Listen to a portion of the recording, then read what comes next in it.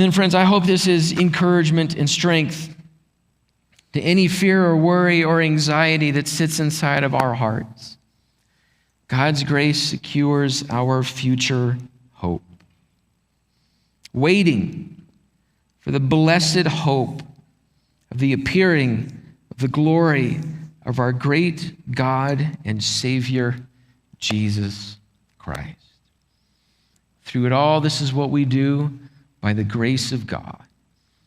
We are anticipating the blessed hope, the sure and future thing that God will do with his children, and we will see our Savior face to face. May this truth overwhelm us this week.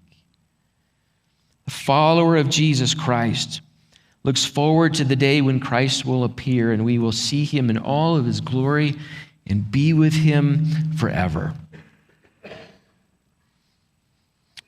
Maybe you think everything in this world is going fine and great and you don't need a future hope. I need a future hope. Friends, this, what we're talking about now, the blessed hope that there is only in Jesus Christ.